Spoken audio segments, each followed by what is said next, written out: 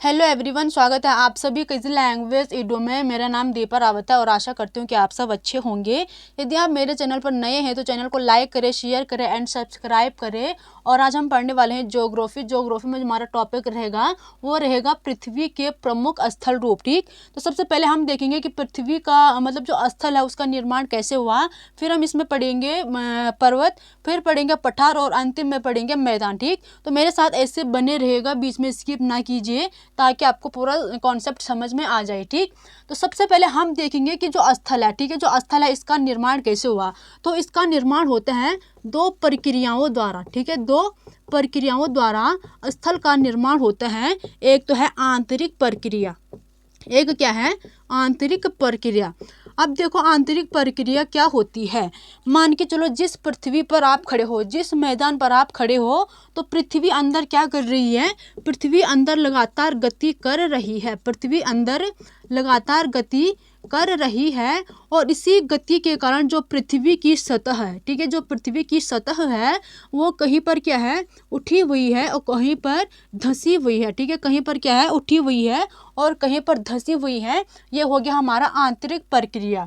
दूसरा हम इसमें देखेंगे ब्राहा प्रक्रिया। ब्राहा प्रक्रिया मतलब जो बाहरी सतह है, ठीक है, जो बाहर की प्रक्रिया है उसी को ब्राहा प्रक्रिया कहा जाता है। तो इसमें क्या होता है, जैसे मतलब पृथ्वी की सतह टूट जाती है, पृथ्वी की सतह का टूटना अपरदन कहलाता है। क्या कहलाता है, अपरदन कहलाता है। और पृथ्वी जो पृथ्वी की सतह होती है, पृथ्वी की सतह का नीचे हो जाना क्या कहलाता है, इसे कहते हैं निक्षेपण। इसे क्या कहा जाता है, इससे निक्षेपण कहा जाता है। अब देखो कि जैसे मान के चलो ये पृथ्वी की सतह है, ठीक, ये क्या है पृथ्वी की सतह है। यदि ये टूट जाती है और नीचे गिर जाती है, ठीक है, टूट कर नीचे गिर जाती है तो इसका जो आकार होगा कुछ इस प्रकार का बनेगा। ठीक, तो इसे क्या कहा जाता है, अपरदन कहा जाता है।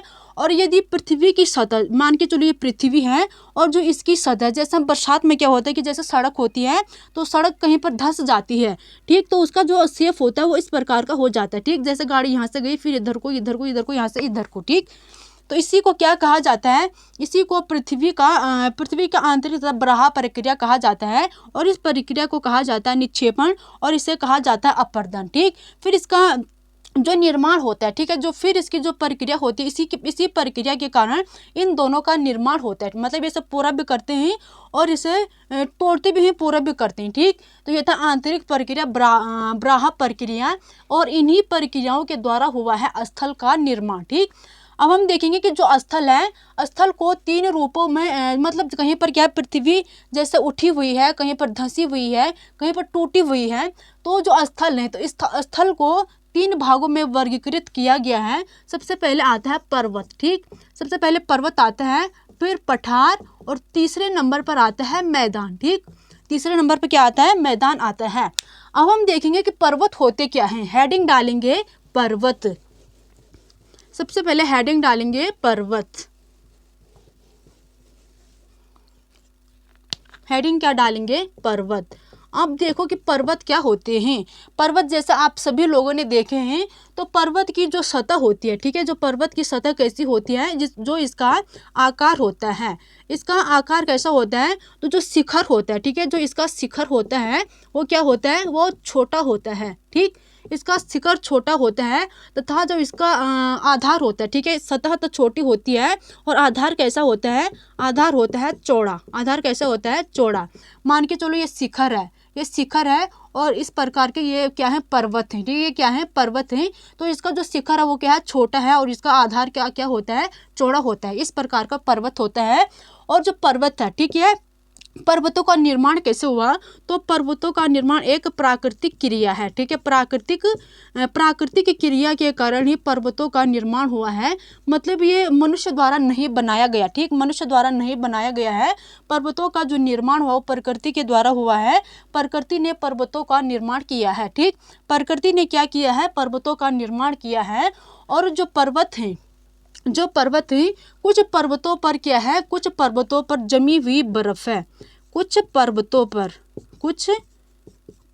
पर जमी हुई बर्फ है, जमी हुई क्या है, बर्फ है। और यहाँ से जो नदी निकलती है, ठीक है, जमी हुई बर्फ की जो नदियाँ हैं उन नदियों का नाम क्या है, उन नदियों का नाम है हिमानी। ठीक, उन नदियों का नाम क्या है, हिमानी है। तो इसी प्रकार हम कह सकते हैं कि जो पर्वत हैं, पर्वत क्या हैं, जल के संग्राहक हैं। पर्वत क्या हैं, जल के संग्राहक हैं। संग्राहक मतलब यहाँ भी मतलब जो जल होता है, जल जमा होता है और इस जल से, पर्वत के जल से एक तो सिंचाई में प्रयोग किया जाता है, सिंचाई में प्रयोग किया जाता है। और दूसरा जो पर्वत होता है, पर्वत के जल का प्रयोग पन बिजली के उत्पादन में किया जाता है। ठीक, पन बिजली के उत्पादन में किया जाता है, पन बिजली के उत्पादन में किया जाता है। आई होप कि आपको पर्वत समझ में आ गया होगा। अब हम देखेंगे कि पर्वत कितने प्रकार के होते हैं। हेडिंग डालेंगे पर्वत के प्रकार, हेडिंग क्या डालेंगे, पर्वत के प्रकार। तो जो पर्वत होते हैं ये 3 प्रकार के होते हैं। ठीक, पर्वत क्या होते हैं, 3 प्रकार के होते हैं। सबसे पहले आता है वलित पर्वत। सबसे पहले कौन सा पर्वत है, वलित पर्वत है। दूसरा आता है भ्रंशोत्थ पर्वत, भ्रंशोत्थ पर्वत। और तीसरा आता है आपका ज्वालामुखी पर्वत, ज्वालामुखी पर्वत, ज्वालामुखी पर्वत। सबसे पहले हम हेडिंग डालेंगे वलित पर्वत। वलित पर्वत क्या होते हैं, वलित पर्वत।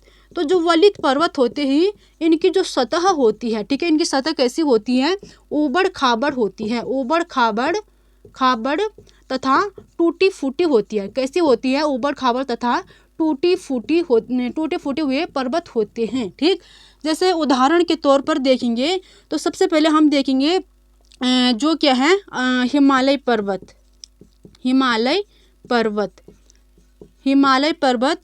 दूसरा देखेंगे आल्प्स पर्वत, आल्प्स पर्वत। तीसरा हो गया अरावली पर्वत, अरावली पर्वत। चौथा हो गया यहाँ पे आल्पेशियन पर्वत, आल्पेशियन पर्वत। और 5वें नंबर पर जो है वो है आपका यूरिया पर्वत। कौन सा पर्वत है, यूरिया पर्वत। ठीक, तो इनकी सतह क्या है, इनकी सतह ऊबड़ खाबड़ है। अब देखो जो हिमालय पर्वत है, हिमालय पर्वत कहाँ स्थित है, ये है आपका एशिया में। एशिया में आल्प्स पर्वत कहाँ है, तो ये हो गया यूरोप में, आल्प्स पर्वत यूरोप में स्थित है। और जो अरावली पर्वत है, अरावली पर्वत है भारत के राजस्थान में। ठीक है, भारत के राजस्थान में। अल्पेशियन पर्वत है उत्तरी अमेरिका में, उत्तरी अमेरिका। और जो आपका यूरिया पर्वत है ये है कहाँ स्थित है, ये रूस में स्थित है, रूस में स्थित है। जो यूरिया पर्वत है ये यूरोप तथा रूस को, यूरोप तथा एशिया को क्या करती है, यूरोप तथा एशिया को अलग करती है और इसे यूरेशिया पर्वत भी कहा जाता है। ठीक, तो जो हिमालय पर्वत, आल्प्स पर्वत है, ये सब क्या है, वलित पर्वत के उदाहरण हैं। इनकी जो सतह है, इनकी सतह कैसी है, टूटी फूटी है, टूटी फूटी है तथा ऊबड़ खाबड़ है, तथा क्या है, ऊबड़ खाबड़ है। और जो अरावली पर्वत है, अरावली पर्वत क्या है, विश्व की सबसे पुरानी, विश्व की सबसे पुरानी ऊबड़ खाबड़ पर्वत, विश्व की सबसे पुरानी ऊबड़ खाबड़ पर्वत है। और इसका निर्माण भी कैसा होता है, जैसे ये मतलब पर्वत होते हैं ऐसे टूटे फूटे पर्वत होते हैं। तो इनका निर्माण में जैसे स्थल रूप में जो ब्राहा प्रक्रिया थी, अपरदन तथा निक्षेपण, अपरदन तथा निक्षेपण के कारण भी इनका निर्माण होता है तथा टूटते रहते हैं, इनका निर्माण होता रहता है। तो इन्हें क्या कहा जाता है, इन्हें कहा जाता है वलित पर्वत। ठीक, आगे हम हेडिंग डालेंगे भ्रंतोष्य पर्वत। जैसे ये आल्पेशियन तथा यूरेशिया, ये भी सबसे मतलब बहुत पुराने पर्वत हैं जिनकी सतह क्या होती है, टूटती रहती है तथा बनते रहते हैं। तो ये सब उदाहरण किसके हैं, वलित पर्वत के उदाहरण हैं। आगे हम देखेंगे भ्रंतोष्य पर्वत, भ्रंतोष्य पर्वत, भ्रंशोत्थ पर्वत। हेडिंग डालेंगे भ्रंशोत्थ पर्वत, भ्रंशोत्थ पर्वत। अब देखो भ्रंशोत्थ पर्वत के एक तो जैसे उदाहरण के तौर पर देखेंगे, एक तो है यूरोप की राइन घाटी। ठीक है, एक यूरोप की राइन घाटी है। और दूसरा जो है दूसरा उदाहरण देखेंगे तो वांस सेज का पर्वत, ठीक। अब देखो भ्रंतोष पर्वत किसे कहा जाता है, मान के चलो ये है पृथ्वी, ये क्या है पृथ्वी है, और जो इसका बीच का भाग है, ठीक है, जो इसका बीच का भाग है वो टूट जाता है, टूट के नीचे गिर जाता है, इससे ही क्या कहा जाता है, भ्रंतोष पर्वत कहा जाता है। और इसका जो शेप है, इसका आकार इस प्रकार का बन जाता है। और जो ये ऊपरी सतह होती है, ठीक है, इस ऊपरी सतह को क्या कहा जाता है, होस्ट कहा जाता है। ऊपरी सतह को होस्ट कहा जाता है। और जो इसकी नीचे की सतह होती है, जो मतलब टूटकर नीचे आ जाता है, उसे ग्राबेन कहा जाता है। उसे क्या कहा जाता है, ग्राबेन कहा जाता है। तो ये था आपका भ्रंशोथ पर्वत। आगे हम हेडिंग डालेंगे ज्वालामुखी पर्वत, ठीक है। भ्रंशोथ के पर्वत के उदाहरण देखेंगे तो एक है यूरोप की राइन घाटी और दूसरा है वाससेस का पर्वत। और जो भ्रंतोष पर्वत होती हैं, मतलब ये टूटकर नीचे गिर जाते हैं, इसी को क्या कहा जाता है, भ्रंतोष पर्वत कहा जाता है। आगे हम हेडिंग डालेंगे ज्वालामुखी पर्वत। हेडिंग क्या डालेंगे, ज्वालामुखी पर्वत, ज्वालामुखी पर्वत। अब देखो ज्वालामुखी पर्वत क्या होते हैं, मान के चलो पृथ्वी है, ये क्या है पृथ्वी है, और पृथ्वी के अंदर लगातार क्या है, लावा जमा हुआ है, और जो लावा है वो गति कर रहा है, ठीक है। अंदर क्या हो रहा है, लावा क्या होता है, बहुत ही गर्म होता है और अंदर गति करता है। जब ये पृथ्वी के अंदर गति करेगा, एक ब्लास्ट तो करेगा, और जब ये लावा है, ठीक है, जो ये लावा है जब ये बाहर आएगा तो ये पृथ्वी की सतह पर क्या हो जाएगा, जमना शुरू हो जाएगा। और जब ये पृथ्वी की सतह पर जमेगा तो ये क्या हो जाएगा, कठोर हो जाएगा, ये क्या हो जाएगा, कठोर हो जाएगा। इसी को ज्वालामुखी पर्वत कहा जाता है, ठीक। इसी को क्या कहा जाता है, ज्वालामुखी पर्वत कहा जाता है। उदाहरण के तौर पर देखेंगे तो जैसे मतलब जब सड़क बनती है और सड़क बनाने के लिए किसका प्रयोग किया जाता है, जो कोलदार होता है उसी का प्रयोग किया जाता है। तो गर्मी के टाइम पर आप देखेंगे जैसे जो मतलब कोलदार के डब्बे होते हैं, उनमें से क्या होता है, जब कोलदार होता है जब वो पिघलता है, वो ऊपर आता है तो पूरे डिब्बों पर मतलब चिपक जाता है। उसी प्रकार ये भी होता है, ठीक है। उसी प्रकार लावा भी होता है, जब लावा ऊपर आता है, पृथ्वी पर आता है, पृथ्वी पर आती है कठोर हो जाता है, और इससे क्या होता है, ज्वालामुखी पर्वत का निर्माण होता है, ठीक। ये था हमारा ज्वालामुखी पर्वत। सबसे पहले हमने देखा वलित पर्वत, भ्रंतोष पर्वत और ज्वालामुखी पर्वत। अब हम हेडिंग डालेंगे पठार, ठीक। हेडिंग क्या डालेंगे, पठार।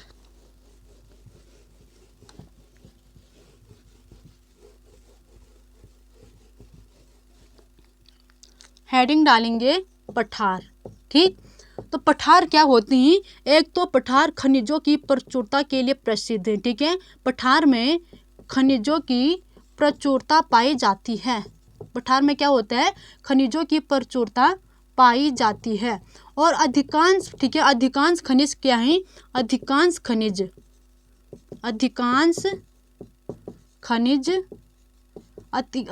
खनिज पठारों के, ठीक है, अधिकांश खनिज पठारों में पाए जाते हैं। अधिकांश खनिज क्या होते हैं, पठारों में पाए जाते हैं। सबसे पहले हम पठार देखेंगे तो जो विश्व का सबसे पुराना पठार है, ठीक है, विश्व का सबसे पुराना पठार कौन सा है, यह आपका दक्कन का पठार। कौन सा पठार है, दक्कन का पठार है।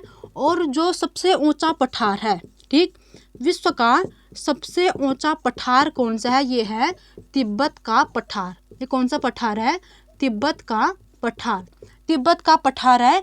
तीसरा हम इसमें हेडिंग लिखेंगे जो अफ्रीका का पर्वत है, अफ्रीका का पठार।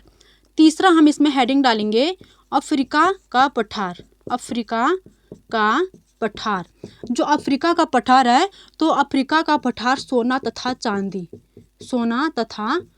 चांदी के खनन पाए जाते हैं, ठीक है। सोना तथा चांदी कहाँ पाया जाता है, तो सोना तथा चांदी अफ्रीका के पठार में पाया जाता है। दूसरा हम देखेंगे छोटा नागपुर का पठार, भारत का छोटा नागपुर का पठार। जो ये छोटा नागपुर का पठार है, तो छोटा नागपुर का पठार में कोयला, मैग्नीज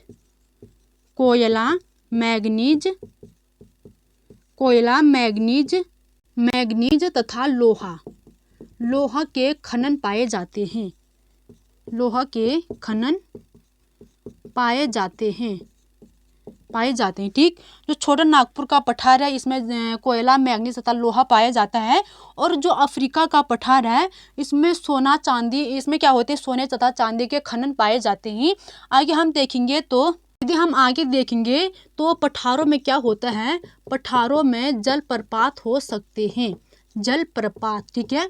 जलप्रपात हो सकते हैं क्योंकि जो नदियाँ होती है, नदियाँ क्या होती हैं, ऊंचाई से गिरती है। नदियाँ क्या होती है, ऊंचाई से गिरती हैं। और जो मतलब जो छोटा नागपुर का पठार है, जो कौन सा पठार है, छोटा नागपुर का पठार, छोटा नागपुर का पठार। तो जो छोटा नागपुर के पठार में है स्वर्ण नदी, कौन सी नदी है, स्वर्ण नदी है।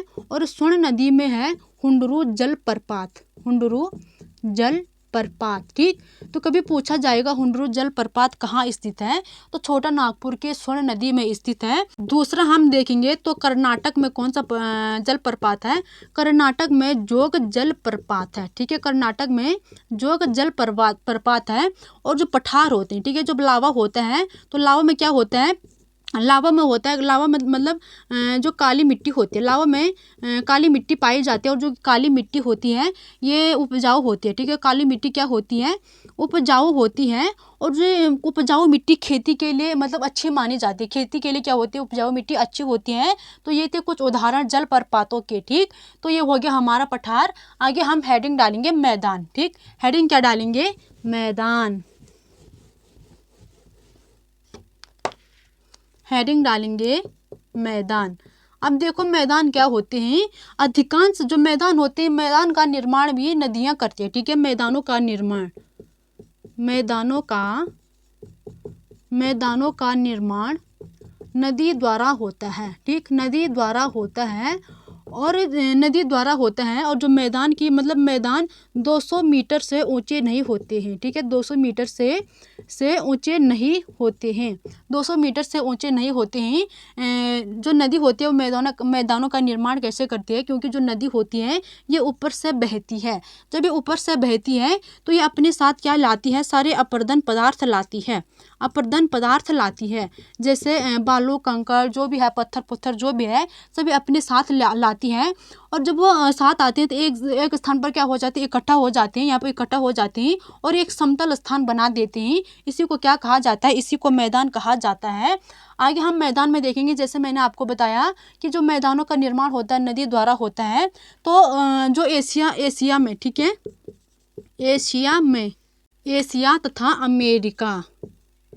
एशिया तथा अमेरिका में सबसे बड़े मैदान हैं। और इन मैदानों का निर्माण नदियों द्वारा हुआ है। ठीक, इन मैदानों का निर्माण किसके द्वारा हुआ है, नदियों के द्वारा हुआ है। और जो भारत में गंगा तथा जो ब्रह्मपुत्र मैदान है, इसका निर्माण भी मैदान द्वारा हुआ है। इसका निर्माण भी किसके द्वारा हुआ है, मैदान द्वारा हुआ है। और जो भारत में गंगा का क्षेत्र है, ठीक है, जो भारत में गंगा का क्षेत्र है, तो इस क्षेत्र में क्या है, इस क्षेत्र में सबसे ज़्यादा जनसंख्या है। ठीक है, इस क्षेत्र में क्या है, सबसे ज़्यादा जनसंख्या में रहने वाले लोग हैं। तो आज का टॉपिक हमारा यहीं पर समाप्त होता है। सबसे पहले हमने मैदान में क्या देखा, जो मैदान होते हैं तो मैदानों का निर्माण किसके द्वारा होता है, नदियों द्वारा होता है। और जो मैदान होते हैं, मैदान 200 मीटर से ऊंचे नहीं होते हैं। ठीक, मैदान क्या होते हैं, 200 मीटर से ऊंचे नहीं होते हैं। एशिया तथा अमेरिका में जो बड़े बड़े मैदान हैं वो भी नदियों द्वारा हुआ है। और गंगा तथा जो ब्रह्मपुत्र क्षेत्र का जो मैदान है वो भी नदियों द्वारा हुआ है। और जो क्या होता है कि जो गंगा का क्षेत्र है, ठीक है, भारत में जो गंगा का क्षेत्र है उस क्षेत्र में सबसे ज़्यादा आबादी वाले लोग हैं। ठीक, दूसरा हम इसमें देखेंगे जो चीन में कौन सी नदी बहती है, चीन में बहती है आपकी यांगसो नदी, चीन में यांगसो नदी बहती है। तो जो यांगसो नदी का जो मैदान है वो भी नदी द्वारा हुआ है। कई बार पूछा जाता है कि यांगसो नदी कहाँ बहती है, तो यांगसो नदी कहाँ बहती है, चीन में बहती है। ठीक, तो आज का टॉपिक यहीं पर समाप्त होता है। यदि आपको पसंद आए तो लाइक शेयर एंड कमेंट जरूर कीजिएगा। धन्यवाद।